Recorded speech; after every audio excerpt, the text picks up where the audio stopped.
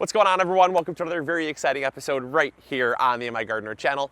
I'm super excited for today's episode because we're going to be actually planting out this brand new garden space we have here. We're actually at the shop, and what we decided to do was put out kind of a trial garden, and we're going to be using our metal raised beds for this garden here. And I thought it'd be a really great opportunity for me to show you how I fill up a raised bed fairly inexpensively. Because I know a lot of you, when you're building your raised beds, a lot of you say that raised beds aren't the most expensive thing. It's usually the soil that becomes very expensive. And so in today's episode, I'm going to show you how to fill up a raised bed for cheap. Let's go.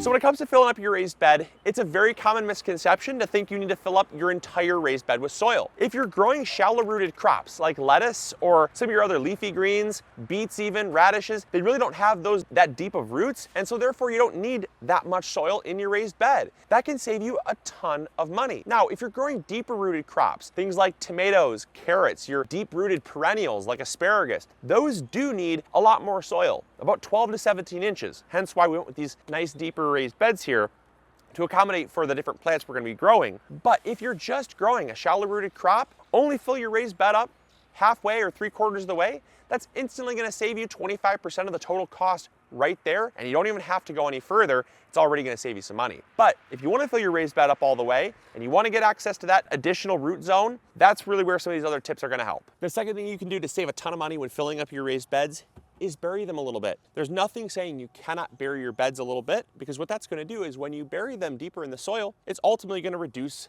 the overall depth or height thereof of the raised bed, meaning you have to fill it with less soil. Now, that's only if the soil below your raised bed is good to grow in. Our soil here is really good quality, but our downside is I grabbed a few clods here of what would be in our raised bed if we kept it and buried them. We got a lot of weeds. And so you want to make sure, if you are growing in a standard lawn that is just very basic grass, shouldn't be a problem at all. Or if you've already gone through and killed off all the soil and it's in like an old garden plot and you just want to add raised beds to that garden plot that's pretty weed free already, all awesome. But if your yard is pretty weedy, like we have Dandelion Central,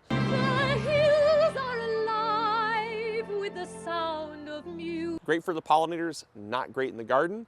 That does not do so well in the raised beds, so we were not able to then bury our raised beds. But if you can, it can save you a ton of money. Third and final way that you can fill up your raised bed for cheap, and my preferred way, is to use things that break down slowly first at the bottom of your raised bed.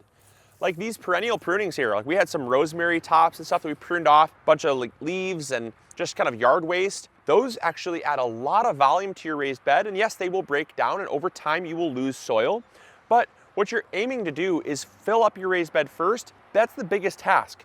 Get it 80–90% complete, because then every year you're topping off a little bit at a time rather than all at once. And so it's that initial investment that usually really hurts the pocket of a lot of gardeners. And so fill it up with stuff that breaks down slowly. You can also fill it up with things like logs.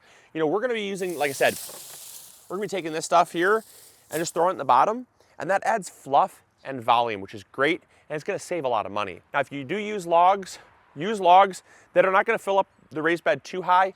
You still want, like I said, you still want about 10, 12, maybe 13 inches of soil in your raised beds to grow in, but there's no reason why you can't use stuff like this with a lot of success. Now, I know what you're probably thinking, but Luke, I thought you said don't mix into stuff that's not broken down into your garden soil. And you'd be correct, except for you probably missed that really tiny fine print, or that little very specific word, mix. You'll notice we're not mixing this in with our soil. It's just at the bottom. It's at the bottom of our raised bed, simply taking up volume.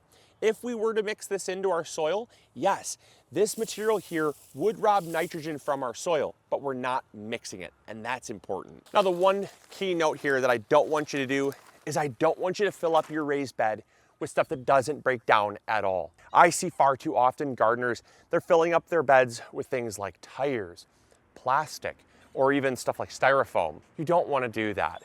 If you ever have to get to that point, I would simply recommend either burying your raised bed, because that's the first option, but if you can't bury it, just simply buy a shorter raised bed. There's really no need for you to go with a raised bed that's 20, 24 inches, unless of course you're the type of person that is not physically able to manage your garden. I know a lot of people with bad backs or people that are handicapped do tend to go with taller raised beds, but in that case, I would recommend going with an elevated raised bed on legs that's a little shorter. Any raised bed that's 20, 24 inches deep is going to be an astronomical cost to fill the raised bed.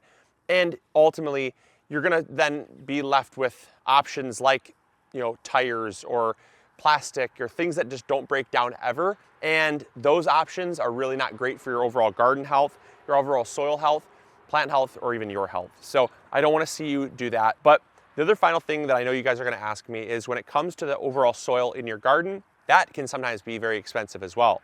Even if you implement cost-cutting measures like burying debris down here, like the yard waste or logs, even if you do that, sometimes the soil can still be expensive. And in that case, what I'd recommend doing is finding a local compost facility near you. Compost is a really inexpensive source compared to potting mix. Don't necessarily go out, we're using bagged soil to fill up these raised beds because we have a lot on hand. If we didn't have any on hand, we'd go to our local compost facility and we'd buy it for pennies on the dollar. Far, far cheaper, and honestly, a little bit better quality because this does not have any nutrients in it, meaning we're gonna have to bring things like compost and fertilizer to the party, otherwise our plants won't grow. So don't think you have to go with potting mix or raised bed mix. We did a video on that, make sure you check it out. You don't have to go with those to fill up your beds. Those are very expensive and those will cost you a lot, but basic compost, nature's best source of growing medium, can sometimes be the most inexpensive as well. So I hope you all enjoyed. I hope you all learned something new. If you did, make sure to hit the like button, subscribe if you haven't already, and I really hope that this video helped save you some money. I don't want anybody to not garden because it's too expensive. And it can be really inexpensive to grow a garden, or it can be very expensive. It just depends on your mentality and how creative you are. So implement some of these tips, save some money, and if you can't afford raised beds, just remember, you don't have to grow in raised beds. As long as you've got a yard, you can rototill, amend, get that soil nice and fluffy. Nothing says that you can't grow right in the ground that you're walking on. So, as always, this is Luke from the MIgardener channel, reminding you to grow bigger. Take care. Bye. Hey, thank you so much for watching today's video. I really appreciate it. If you enjoyed, consider checking this one out. You'll probably enjoy it just as much. I want to thank you so much for your viewership because without it, this channel would not be as amazing as it is. If you haven't subscribed yet, it's free. Consider doing that. We upload every Monday, Wednesday, and Friday, rain or shine. And if you need any garden tools, supplies, or seeds, check out MIgardener.com. We got you covered. See you guys in the garden. Bye.